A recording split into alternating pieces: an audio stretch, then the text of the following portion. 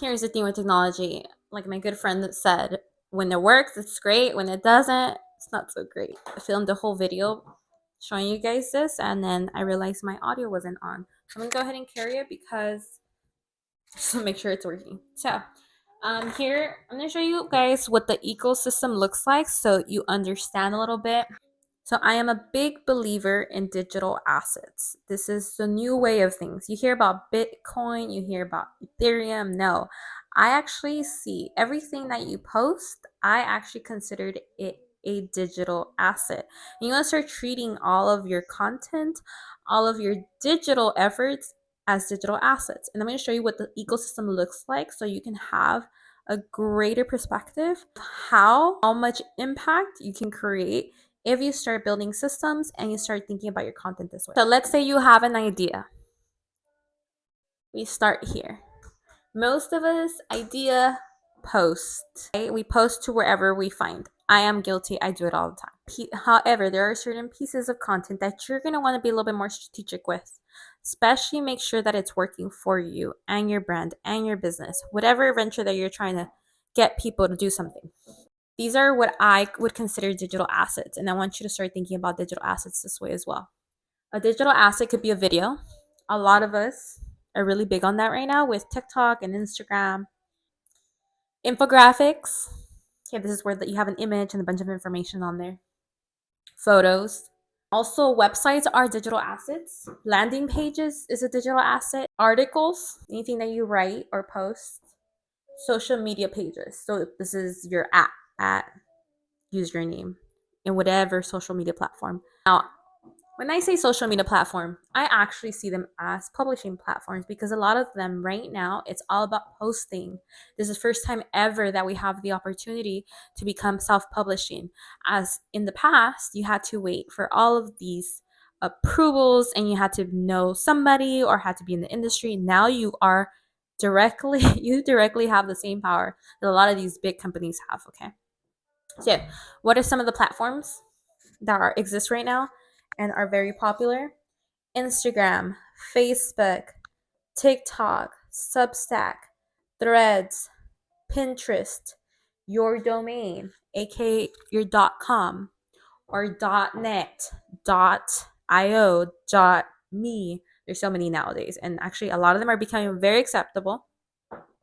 This is how I want you guys to start thinking about your digital ecosystem, whether it's for your brand, you're a solopreneur, but you're someone that's actually interested in building off of your content. You don't want to be the content creator where you're posting and you're just looking for that lucky break. You will get that lucky break, hopefully, right?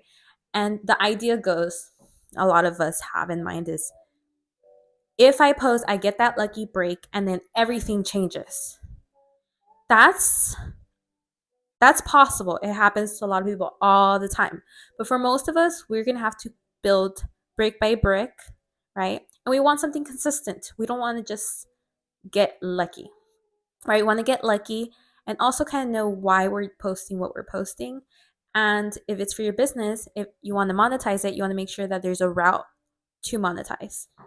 I just added another section. I was going to carry on, but I am not an expert in all payment systems, but I do know when you're considering all of that, you want to also start considering your payment systems, right? As this part of this ecosystem that you're building. Right now, Stripe is very huge. Stripe connects to a lot of platforms. And so they support usually like the back end. But you want to consider how do you want to take money from people, right? Or if that's your goal, if you want automatic, hey, pay me here. If you want them to call you, get in the door in the physical world, then you have that, right? Then you take your payment however else. But it's not like, think of this all as separate and they all have to kind of work together. Touch again on the subject of how to go from content to monetizing, or really any of your digital efforts to monetizing. Now, the popular discussion is getting brand deals and just hitting it big, kind of like the Pepsi girl. But again, that's not the common reoccurrence. If you want something sustainable, something long term, something to start building upon itself and compounding in the next 5, 10, 20 years, you want to start thinking of things this way so that you're set up for the future.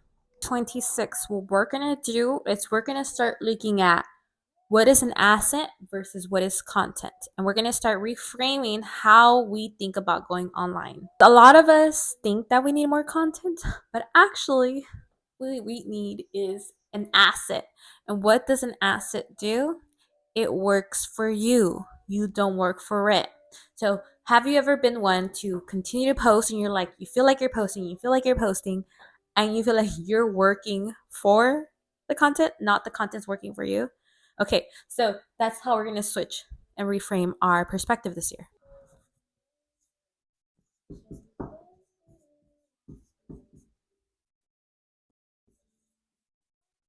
So when we're just creating content, just posting, this is what's happening. And we're just hoping. Okay, this to all of us is very easy, but that's not what we're going to do this year. This year, we're going to be working content into assets with these systems.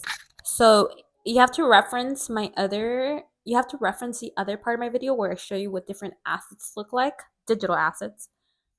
Digital digital assets. Okay. So digital assets. And let's see, actually. Here's your digital asset right there. It's a little seedling. What we want that to do is to something, some place, somewhere. However, directly or little by little.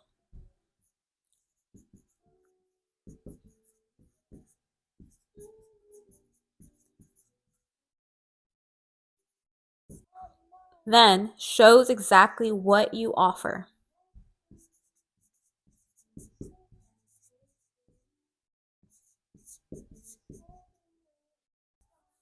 Fully an offer that you have. And you can figure out what that is going to be.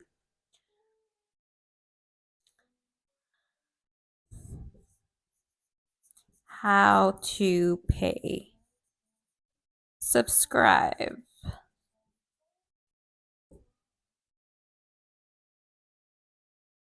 I'm going to go ahead and put contribute. From offer to how to pay, subscribe, or contribute. Because truly, sometimes maybe your goal is not exactly monetized. Maybe that's the end vision, of course, but maybe just the next step, it's going to be a different step than just directly pay, right? But this is working for you 24/7. System. This is going to be your system, and there's different ways to build this depending on your resources, on how much time you have. Maybe it's very simple. The most simpler the better for the audience, but on the back end it could look a little different. So you want to implement something that does this from your little digital asset. You have set it up in a way that it's working for you 24/7. When you wake up, you take care of the rest because you're going to have to do something, right? The story continues after this. Okay, this can be a short, get your butt working video. How to add a payment system today. And wherever you are in business, if you know, or in your monetization journey, and you know, I want to eventually get paid, and you don't have the whole infrastructure ready, you can do something like this today. That's fine. You can start setting it up and then eventually connect it to everything else later on. Here are some ideas. Number one, Stripe. If you just go sign up for Stripe, get them the documents that they need, later on you're going to realize that a lot of things require Stripe and you're going to be set up because you already have an account, okay? And once you have Stripe, there's a bunch of things you could do on there. Start creating products and and generating a payment link. So Stripe, create payment link. Payment link. And that link you could spread everywhere. And let's say you're ready to start a e-commerce business. You sign up for Shopify, right? But guess what? Remember I told you Stripe is connected to a lot of places? Shopify actually connects to Stripe. So you'd already, even if you started here, it'll lead you back to Stripe. Another one that's connected back to Stripe. You just have to start somewhere as you're starting to realize. A link me also connects to Stripe. But again, everything starts to connect to each other. So the more you start building today, the better off you are in the long term. There's a Stan store. Now, if you want to start a Stan store, they have Link Me Stan store. They have so many other things you could do on there. And you can also start receiving funds because you can buy things through there. People can send you money through there. Or just consider, what is it that you already have? Venmo? Oops. Venmo? Zelle? If you already have that, maybe come up with something that's going to be specifically for your business. Okay.